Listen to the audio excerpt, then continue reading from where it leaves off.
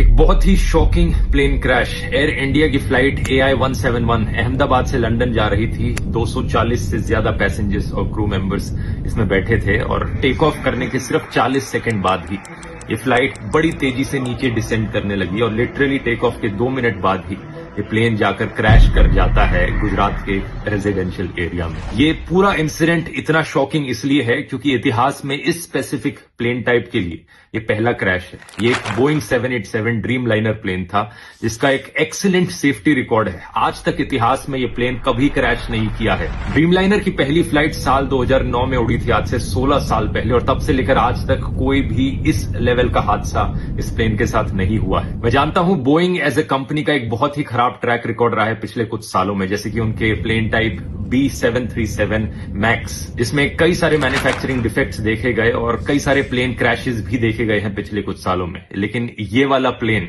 वो नहीं था। इस प्लेन का स्पेसिफिक कोड नंबर VTANB था, जिसे आप इंटरनेट पर जाकर सर्च करोगे तो सारा डेटा मिल जाएगा। ये 11 साल पुराना प्लेन था, कोई ज्यादा पुराना प्लेन नहीं था। ड्रीम लाइनर्स का लाइफ स्पैन 20 से 30 साल तक का होता है। जो पायलट इस प्लेन को उड़ा रहे थे, कैप्टन सुमित सबरवाल, उनका खुद का भी 8200 फ्लाइट आवर्स का फ्लाइट एक्सपीरियंस था, जो कि बहुत अच्छा होता है, तो पायलट भी इनएक्सपीरियंस नहीं थे। अगला सवाल आपके दिमाग में आएगा कि क्या वेदर खराब था? ऐसा भी नहीं था। 1:30 बजे दोपहर के ये क्रैश हुआ। वेदर कंडीशंस अगर देखी जाए तो लगभग 40 डिग्री सेल्सियस के आसपास का तापमान था। कोई ज्यादा तेज हवाएं नहीं चल रही थी। विजिबिलिटी जो थी बहुत ही अच्छी थी, 6 किलोमीटर से ज्यादा की विजिबिलिटी। तो ऐसे में सवाल उठता है कि यहां प्रॉब्लम कहां पर हुई। इसका असली जवाब हमें जल्द ही पता लगेगा। अभी प्लेन के ब्लैक बॉक्स से इंफॉर्मेशन को रिट्रीव किया जा रहा है, लेकिन मोस्ट लाइकली ये पूरा हादसा एक बहुत ही भयंकर टेक्निकल फेलियर का लग रहा है। क्या यहां पर कोई इंजन फेलियर हुआ है मेंटेनेंस फेलियर की वजह से? इसका असली जवाब तो हमें तभी पता लगेगा जब ब्लैक बॉक्स को रिट्रीव करके